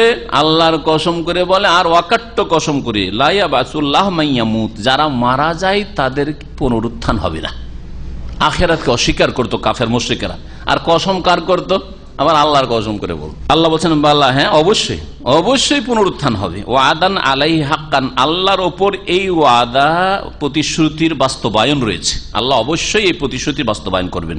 ওয়ালাকিন্না আকসারান নাস লা ইয়ালামুন, অধিকাংশ মানুষ আসল বিষয়টা জানে না। কেন আল্লাহ পাক পরকাল কায়েম করবেন? কেন আল্লাহ বিচার দিবসে হাজির করবেন? লিয়ুবাইয়িনা লাহুমুল্লাযী ইখতালিফুনা ফীহি ওয়া লিয়ালামাল্লাযীনা কাফারু আন্নাহুম কানু কাযিবিন। দুটো উদ্দেশ্য আখিরাত কায়েম করার, পরকাল, বিচার দিবস, হাসর। কি জন্য হবে? দুটো উদ্দেশ্য আল্লাহ এখানে উল্লেখ করেছেন। একটি হচ্ছে লিয়ুবাইয়িনা লাহুমুল্লাযী ইখতালিফুনা ফী, যাতে করে ওই সব কাফের অবাধ্যদের জন্য, পাপিষ্ঠদের জন্য স্পষ্ট করে দেন ওই বিষয়টি যেই বিষয়ে তারা মতবিরোধ করেছিল। একদল মেনেছিল, মুমিন মুসলিম হয়েছে, আর একদল অমান্য করেছিল। একদল পালন করেছিল, আর একদল অবহেলা করেছিল, পালন করেনি। একদল 5 ওয়াক্ত সালাত কায়েম করেছিল, আর একদল মনে করেছে পেট পূজা হচ্ছে বড় কাজ, যে পেটের সুখী, পেট সুখী তো জগৎ সুখী, এগুলি তাদের ভাষা ছিল। হ্যাঁ, পেট সুখী, দেশে বিদেশে এসছি এখানে ইসলামিক সেন্টারে শিক্ষার জন্য, না এখানে পয়সার জন্য এসছি, নামাজ পড়ার জন্য আসেনি সৌদি আরবে, হজ উমরার জন্য আসেনি, পেট পূজার জন্য এসছে। তো আল্লাহ পাক বলছেন যে এই যে দ্বিমত ছিল দুনিয়া কি জন্য আল্লাহ সৃষ্টি করেছেন আর আখেরাত কি জন্য, আখেরাত বিশ্বাস করে না, এই যে দ্বিমত ছিল, এই বিষয়ে চূড়ান্ত ফয়সালা আল্লাহ করে দেওয়ার জন্য আর চোখে আঙ্গুল দিয়ে দেখিয়ে দেওয়ার জন্য যে আখেরাত হইল, বদলা পেলে, আর নেক লোকদের উপর বড় জুলম অত্যাচার করেছিলে, সৎ কর্মশীলদেরকে সমাজে লাঞ্ছিত অপদস্থ করেছিলে, আজকে দেখলে তারা তাদের পাওনা পেয়ে গেছে, তাদের পাওনা পেয়ে গেছে।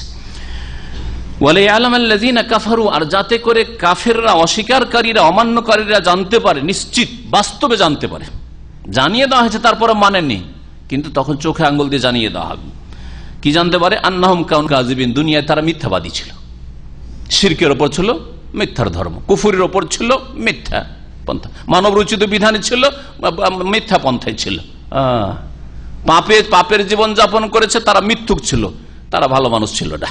আন্নাহুম কানু কাযিবিন, স্পষ্ট করে দেওয়ার জন্য তারা স্বীকার করবে যে আমরাই মিথ্যুক ছিলাম, আমরাই ভুল পথে ছিলাম। ইন্নামা কাউলুনা লিশাইইন ইযা আরাদনাহু আন নাকুলা লাহু কুন ফায়াকুন। আল্লাহ পাক রব্বুল আলামিন বলছেন, আল্লাহ যদি কোনো কিছু সৃষ্টি করতে চান তো তাকে মেহনত পরিশ্রম করা লাগে না, বরং একটি বাক্য, তাও একটি শব্দের বাক্য, কুন, হয়ে যাও বললেই তা হয়ে যায়। ইন্নামা কাউলুনা লিশাইইন ইযা আরাদনাহু, যখন আমি কোনো কিছু করতে চাই তখন সেই বস্তু সম্পর্কে আমার বাণী এই হয়, এছাড়া আর কিছু হয় না, কি, আন নাকুলা লাহু, যে সেই বিষয় সম্পর্কে আমি বলি কুন, হয়ে যাও, ফায়াকুন, তখন তা হয়ে পড়ে।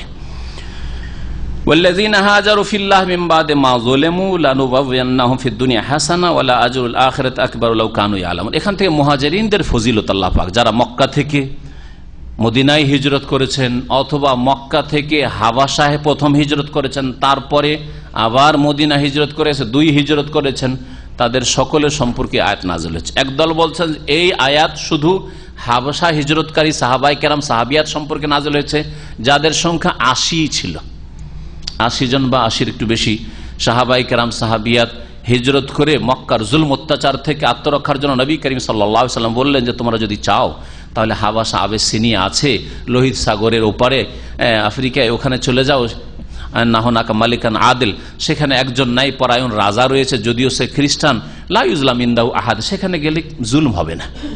মক্কায় যেমন আবু জাহল, আবুল আবু বা সাইবা রাবিয়া, এই জালেমরা জুলম অত্যাচার করছে, তোমাদের দিন পালন করতে দিচ্ছে না, সেখানে তোমরা স্বাধীনভাবে তোমাদের দিন পালন করতে পারবে আর সেখানে থাকতে পারবে, যদিও সেটা অমুসলিম দেশ। তাহলে নাই মামাতে কানা মামা ভালো, এই নীতিটা মনে রাখেন, তাই না? নাই মামাতে কানা মামা ভালো। এক দেশে দিন পালন করতে পারছেন না, আর এক দেশে পুরোপুরি না হলে অনেকটাই পালন করতে পারছেন, মসজিদ, মাদ্রাসা, ইসলামের প্রচার, দাওয়াত কাজ করতে পারছেন, আর আপনার জন্য ইসলামিক স্টেটের কোনো ব্যবস্থা নেই, তাহলে কানা মামাকে আপনি বেছে নেন। যেমন সাহাবায়ে কেরামদেরকে রাসূলুল্লাহ সাল্লাল্লাহু আলাইহি ওয়াসাল্লাম হাবাসা হিজরত করতে বলেছেন, কারণ তখন মদিনার হিজরতের ব্যবস্থা হয়নি, ইসলামিক স্টেট কায়েম হয়নি তখন। আল্লাহ পাক রব্বুল আলামিন বলছেন যে ওয়াল্লাযীনা হাজারু ফিল্লাহি মিন বাদি মা যুলিমু, আর ওই সব লোকেরা যারা আল্লাহর সন্তুষ্টির জন্য হিজরত করেছে, মিন বাদি মা যুলিমু, তারা নির্যাতিত হওয়ার পরে, তাদের জুলম অত্যাচার হওয়ার পরে, লানুবাওয়িআন্নাহুম ফিদ দুনিয়া হাসানা, অবশ্যই তাদেরকে ইহকালে সার্বিক কল্যাণ দান করব, মঙ্গল দেবেন আল্লাহ পাক, মঙ্গলময় জীবন দান করবেন আল্লাহ বলেছেন, দুনিয়াতেও আল্লাহ পাক বলছেন। সুসংবাদ দেওয়া হচ্ছে, দেখো যারা হাবাসা হিজরত করে যাচ্ছ সেখানে ভালো আবাস স্থান দেবেন আল্লাহ পাক রব্বুল আলামিন, সেখানে কোনো অসুবিধা হবে না তোমাদের থাকতে। নবী করিম সাল্লাল্লাহু আলাইহি ওয়াসাল্লামের যেসব সাহাবায়ে কেরাম, সাহাবিয়াতরা হিজরত করেছে, তার মধ্যে ছিলেন নবী সাল্লাল্লাহু আলাইহি ওয়াসাল্লামের জামাই উসমান রাদিয়াল্লাহু তাআলা, তার স্বয়ং মেয়ে রুকাইয়া বিনতে রাসূলুল্লাহ সাল্লাল্লাহু আলাইহি ওয়াসাল্লাম, এই রুকাইয়া রাদিয়াল্লাহু আনহাকে নিয়ে, এই নবীর এই মেয়েকে নিয়ে হিজরত করেছেন উসমান রাদিয়াল্লাহু তাআলা আনহু। জাফর আলী রাদিয়াল্লাহু তাআলা ভাই জাফর ইবনে আবি তালিব, তিনি হিজরত করেছেন, আরো সাহাবায়ে কেরামরা হিজরত করেছিলেন, সাহাবিয়াতরা। আর কেউ কেউ বলছেন যে এই আয়াত মদিনার হিজরত সম্পর্কে, ওয়ালা আজরুল আখিরাত আকবার, অবশ্যই পরকালের যে পুরস্কার রয়েছে তা এর চাইতে অনেক বড়। দুনিয়াতে তো আল্লাহ পাক ভালো অবস্থা দেবেন, ভালো দেবেন, কিন্তু আখিরাতে আরো মহা পুরস্কার রয়েছে।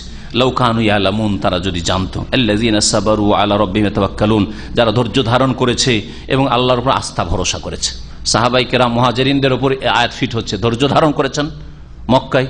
ধৈর্য ধারণ করা, এক নতুন দেশে গিয়ে নতুন পরিবেশে বসবাস, ধৈর্যের প্রয়োজন রয়েছে। এখানে অনেকে কাজের জন্য আসেন, ব্যাক করে চলে যান, থাকতে ভালো লাগে না, তাই না? অথচ মুসলিম দেশে, ইসলামিক দেশে আসেন, তারপর ভালো লাগে না। হ্যাঁ, মাতৃভূমি ছেড়ে এসে, বাপ মাকে ছেড়ে এসে, স্ত্রী ছেলে মেয়ে ছেড়ে এসে আল্লাহর ভরসা তারা করেছেন, আল্লাহ হেফাজত করবেন। এই রাস্তায় কি হবে না হবে ওইসব চিন্তা করেননি। হ্যাঁ, যে বাড়ি থেকে বেরোবে, রাস্তায় যদি কাফেরা ধরে নি তো মেরেই তো ফেলে দিবে, ওইসব চিন্তা করে আল্লাহর রাস্তা ভরসা করেছেন। উমর রাদিয়াল্লাহু তাআলা যখন খলিফা হয়েছিলেন তখন এই আয়াতগুলিকে সামনে রেখে মুহাজিরিনদেরকে আল্লাহ পাক দুনিয়াতে উত্তম বাসস্থান দেবেন, উত্তম বদলা দেবেন, এই আয়াতের উপরে আমল করে তিনি মুহাজিরিনদেরকে যে ভাতা দিতেন সেটা আনসারদের চাইতে অনেক বেশি বেশি করে দিতেন। কারণ আল্লাহ পাক তাদের প্রশংসা করে যে তাদেরকে আল্লাহ দিতে বলেছেন। রাসূলুল্লাহ সাল্লাল্লাহু আলাইহি ওয়াসাল্লাম মুহাজিরিনদেরকে দিয়েছেন। যারা হিজরত করে এসেছে, তাদের ঘর নাই, বাড়ি নেই, মদিনায় এসেছে, খালি হাতে এসে সবকিছু ছেড়ে চলে আসতে হয়েছে তাদের। আল্লাহ পাক রব্বুল আলামিন তারপরে ইরশাদ করেছেন, ওমা আরসালনা মিন ক্বাবলিকা ইল্লা রিজালান নুহি ইলাইহিম, হে নবী মুহাম্মদ সাল্লাল্লাহু আলাইহি ওয়াসাল্লাম, তোমার পূর্বে যাকে আমি রাসূল করে পাঠিয়েছি, ইল্লা রিজালান, তারা সকলে ছিল পুরুষ মানুষ, কোনো মহিলা নবীও পাঠাইনি, আর কোনো মালায়েকা ফেরেশতাও পাঠায়নি, আর নূর নবীও পাঠায়নি, যেমন আজকালকার বিদাতীরা বলছে। কি পাঠিয়েছি? রিজালান, পুরুষ মানুষ পাঠিয়েছি, যারা মানুষ হইতো, আসলে পুরুষ মানুষ পাঠিয়েছি। ফাসআলু আহলা যিকর, সুতরাং তোমরা জিজ্ঞাসা করে নাও আহলা যিকরে মানে আহলে কিতাবদেরকে। ভালো করে শুনেন, এখানে আহলে যিকরের এখানে তাফসীর প্রসঙ্গ, কিন্তু প্রসঙ্গ একটা থাকলেও আয়াতের অর্থে যদি ব্যাপকতা থাকে অন্য ক্ষেত্র সে আয়াত ফিট করা যেতে পারে। এই নীতিমালাটি শুনে নেওয়ার পরে দ্বিতীয় তাফসীরটি করব। আল্লাহ পাক বলছেন যে যখন কাফের মুশরিকরা বলল যে মুহাম্মদকে আল্লাহ নবী করেছে, তো আমাদের তো মানুষ, মালে হাজার রসুল ইয়াকুলু তাম ওয়া ইয়ামশি ফিল আসওয়াক, হে খাবার খায়, পান করে, আর এর পেশাব পায়খানা সবই কিছু রয়েছে, আমাদের যা প্রয়োজন তারও প্রয়োজন, আর বাজার হাট বাজার আমরাও ব্যবসা বাণিজ্য করি, সেও করে, আবার নবী হয়ে চলে এলো। কখন থেকে? নবী আসবে, ফেরেশতা আসবে, নূরের নবী হবে, যেমন বিদাতীরা বলছে, ওই রকম মক্কার মুশরিকরা বলেছিল। তাহলে দুই কথাতে সাদৃশ্যতা আছে, বুঝছেন না? খুব তালমিল আছে তাদের মধ্যে, বাতিলে বাতিলে খুব মিল থাকে। আল জিনসু এলাল জিনসে মিল, আরবি একটা প্রবাদ আছে, যে যেমন চরিত্রের সেই দিকে ঝুঁকে, যে যেমন চরিত্রের সেই দিকে সে ঝুঁকে। দেখবেন কোন জায়গায় বসে থাকলে যারা সিগারেট খাওয়া লোক এয়ারপোর্টে খুঁজতে খুঁজতে পেয়েছে, আরে কোথায় কোথায় দেখি কেউ সিগারেট খাচ্ছে কি খাচ্ছে না, আর ওইখানে কাছে বসে যাবে কেন, পকেটে সিগারেট না থাকলে ধোঁয়া টানবে কি টানবে। এটা হচ্ছে চরিত্র। তো যারা নবীকে নূরের নবী, মানুষ নবী মানতে রাজি না, ওদের সাথে মিল আছে, একে অপরের সাথে মিল আছে। জি, যে আল্লাহ পাক রব্বুল আলামিন মানুষকে কেন নবী করে পাঠাইলেন, এইটাকে কি করে মানতে পারি? কাফের মুশরিকরা যখন বলল, তখন আল্লাহ পাক জবাবে বলছেন, আরে আগে যত নবী পাঠি সবগুলি পুরুষ মানুষ হইতো, আর সবগুলি মাটির মানুষ হইতো, আর ওদের কাছে শুধু কি করেছে? নহি এলাইহিম, ওয়াহি করেছি, ওয়াহি দিয়ে তাদেরকে সম্মানিত করেছি, রিসালাত দিয়ে সম্মানিত করেছে। নাহলে মানুষ হিসাবে তারাও মানুষ, মানুষ হিসাবে তারাও মানুষ, আদম সন্তান। ফাসআলু আহলা যিকর, যদি বিশ্বাস না করো তো আহলে কিতাব ইহুদি আলেম ওলামারা আছে, তাদেরকে জিজ্ঞেস করে নাও। খ্রিস্টানদের যারা ধর্মযাজক করেছে তাদেরকে জিজ্ঞেস করে নাও, তাদের কাছে তো তাওরাত ইনজিলের জ্ঞান আছে। ওদের নবীরা কি ছিল ওদেরকে জিজ্ঞেস করো তো, যে মুসা আর ঈসা কি নূর নবী ছিল না মাটির নবী ছিল, জিজ্ঞেস করো তো। ইন কুনতুম লা তা'লামুন, তোমাদের যদি জানা না থাকে। বিল বাইয়িনাতি ওয়াজ জুবুর, আরেকটি কথা এখানে বলি, বিল বাইয়িনাতি ওয়াজ জুবুর, দলিল সহকারে, ওয়াজ জুবুর আর গ্রন্থ সহকারে। এখন দলিল সহকারে, গ্রন্থ সহকারে, এই কথাটির সম্পর্ক কোন বাক্যের সাথে? কেউ কেউ বলছেন এটা ফাসআলুর সাথে, তোমরা জিজ্ঞাসা করে নাও আলেমদেরকে, জ্ঞানীদেরকে, দলিলের সাথে। আর কিসের সাথে? গ্রন্থের সাথে। দলিল প্রমাণ কেমন হইতে হবে? কোরআনী দলিল হইতে হবে, আসমানি কিতাবের দলিল হইতে হবে, অরিজিনাল দলিল হইতে হবে। মানুষের তৈরি করা একটা চটি বই হইলে হবে না, যে কায়দা বাগদাদি তাহলে নামাইতো কেন এলো। শুনেছেন? আমাকে একজন আজকে 10-12 বছর আগে বলছেন, সে কেমন কথা বলছেন, নতুন এক জায়গায় গেছি বক্তব্য কাছে, নিয়ত পড়া চলবে না তো কায়দা বাগদাদিতে কেন নামাইতো সবগুলি? তাহলে কায়দা বাগদাদি কোরআন নাকি? এতটাও তো মুসলিমের জ্ঞান নেই। আনা বান আলিফ যারা বাজার বা তাজার তা, আর এই কিতাবটাকেও মনে করে কি যে এটাও মনে হয় আল্লাহর নাজিল করা। বুঝছেন না?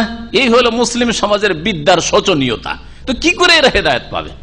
যে কায়দা বাগদাদি আছে সেই জন্য সুন্নত হয়ে গেল, নামাই তো পড়তেই হবে। আরে কোরআনে কারীম আছে, রসুলের কোন হাদিসে আছে নিয়ত পড়া? পড়া শব্দটি দেখাই দেন তো দেখি একবার। আবু হানিফার কোন কিতাবে আছে রাহমাতুল্লাহ আলাইহি? শাফি মালিক আহমদের কোন কিতাব আছে রাহমাহুল্লাহ জামিয়ান? চিন্তা করুন তো দেখি। তারপরে ছাড়বেন না, গায়ের জোরে নামাই তো পড়বেন আপনি। দলিল সহকারে আর গ্রন্থ সহকারে। ফাসআলুর সাথে সম্পর্ক একদল বলছেন, আর একদল বলছেন না। অধিকাংশ তাফসীরকাররা এটাই বলেছেন, যেটা সাধারণ মানুষের এই আয়াতে তাফসীর জানা। ওমা আরসালনা মিন ক্বাবলিক, হে নবী তোমার পূর্বে যত রাসূল পাঠিয়েছি সেই রসুলগুলি ছিল পুরুষ মানুষ, তাদেরকে পাঠিয়েছি আরসালনা বিল বাইয়িনাতি ওয়াজ জুবুর, আরসালনার সাথে সম্পর্ক আছে, তাদেরকে প্রেরণ করেছি দলিল সহকারে, বিনা দলিলে পাঠাইনি, মুজিজা দিয়েছি, আসমানি দলিল প্রমাণ দিয়েছি। ওয়াজ জুবুর, হ্যাঁ জুবুর মানে হচ্ছে গ্রন্থ রাজি, গ্রন্থ দিয়ে পাঠিয়েছি, কিতাব দিয়ে পাঠিয়েছি।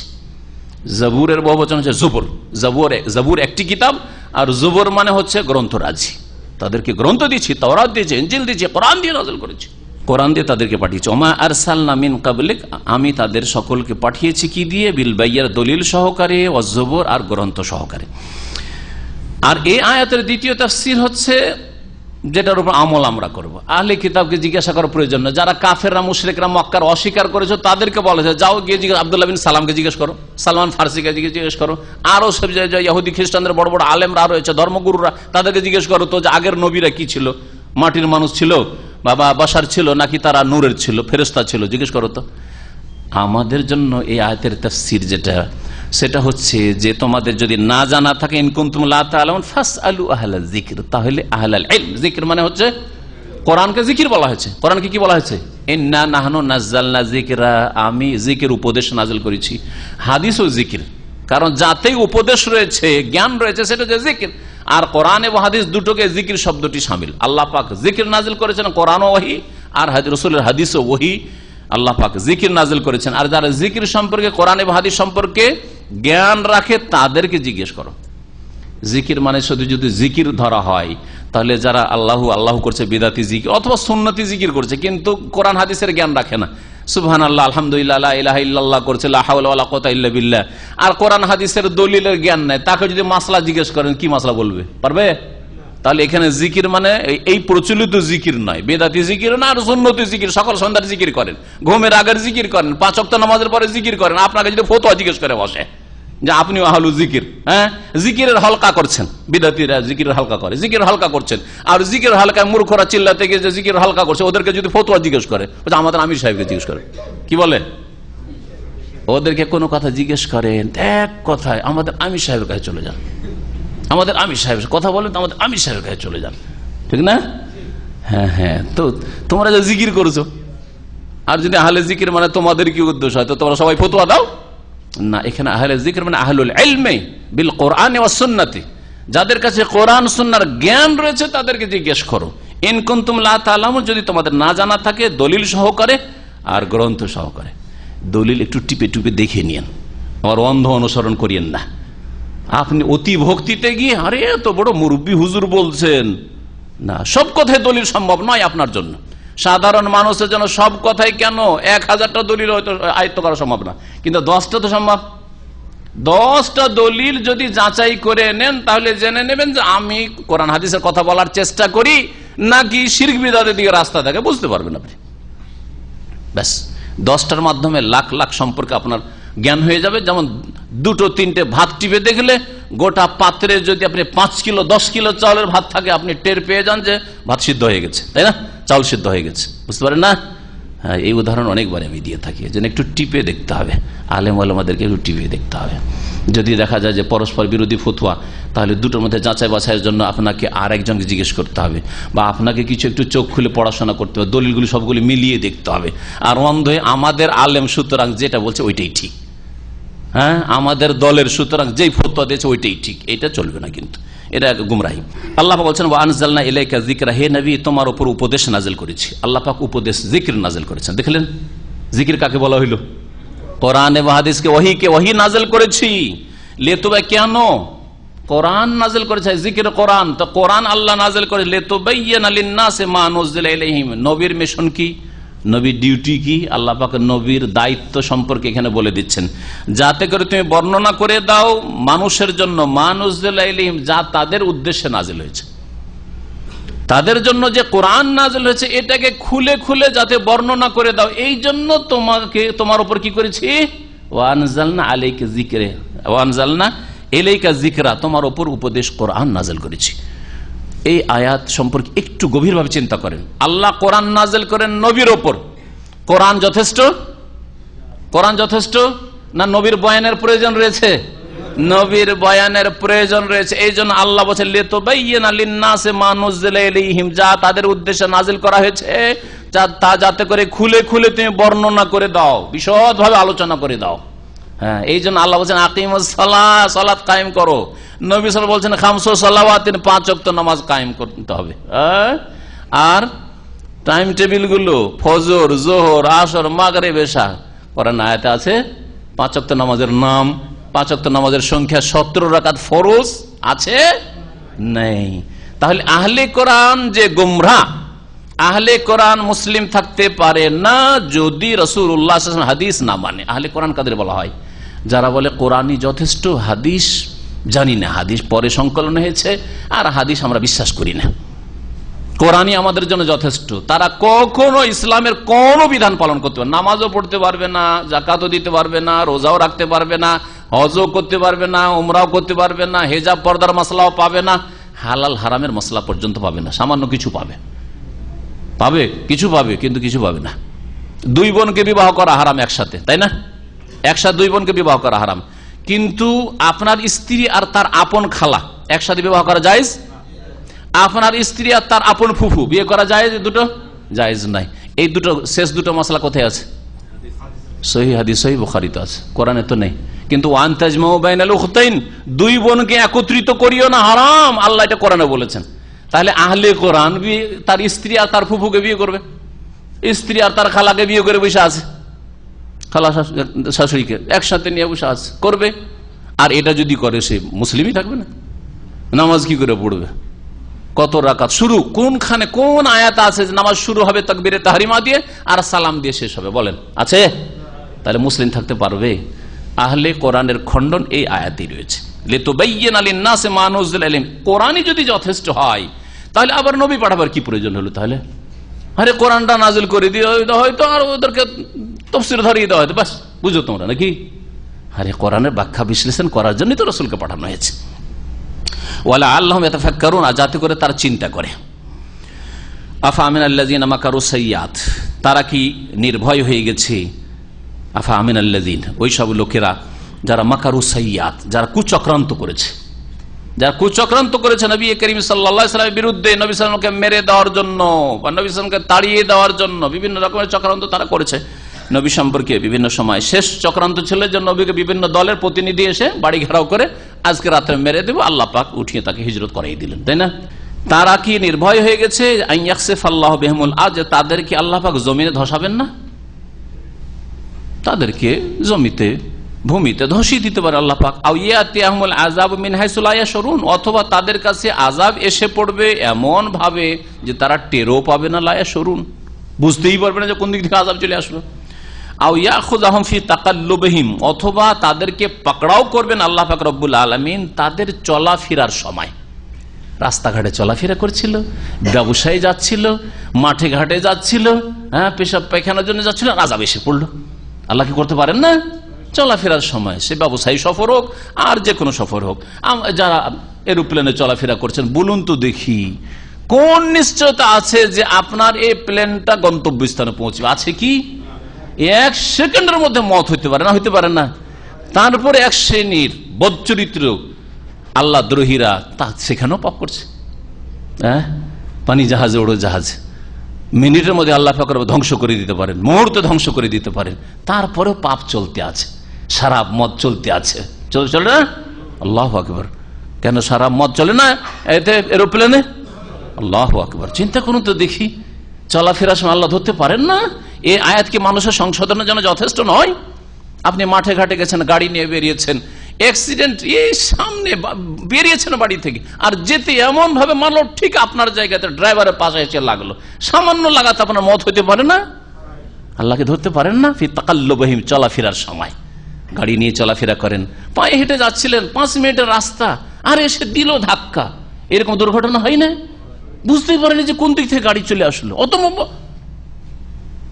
মরে গেল লোক। হইতে পারে না? কোথায় আছো তুমি?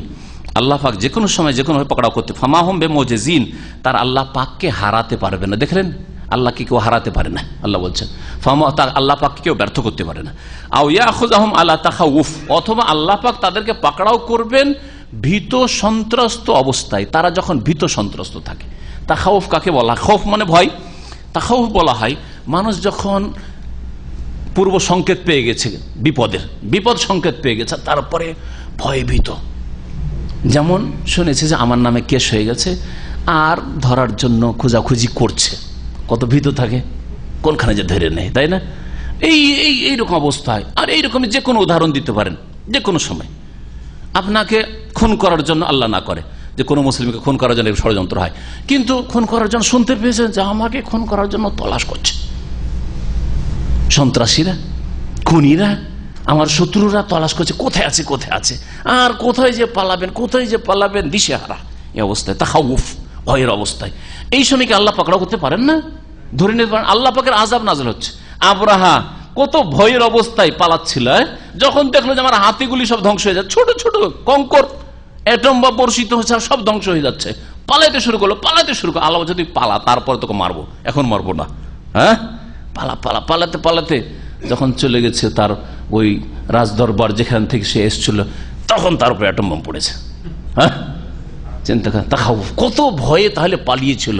কোথায়? ইয়ামান, আবরাহার দেশ, আর কোথায় আপনার মেনা আর মুজদালিফার মাঝখানে ওয়াদি মুহাসসির, যেখানে হস্তি বাহিনীকে ধ্বংস করা হয়েছে।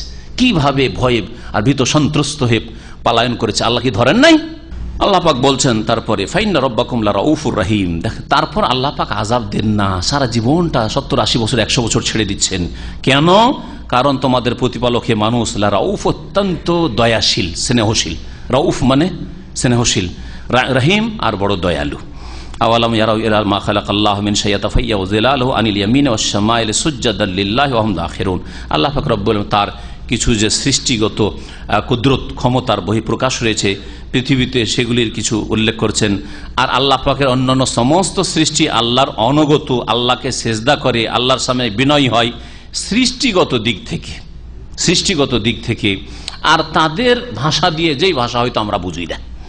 আল্লাহ বলছে আওয়ালাম ইয়ারাও, মানব জাতিকে একটু চিন্তা করে দেখে না, ইলা মা খালাকাল্লাহু মিন শাই, যে সব বস্তু আল্লাহ পাক সৃষ্টি করেছেন সেগুলিতে ইয়াতাফাইয়াউ জিলালুহু আনিল ইয়ামিন ওয়াশ শামাইল, ডান দিকে আর বাম দিকে আল্লাহ পাকের সৃষ্টির ছায়া ঢলে পড়ে।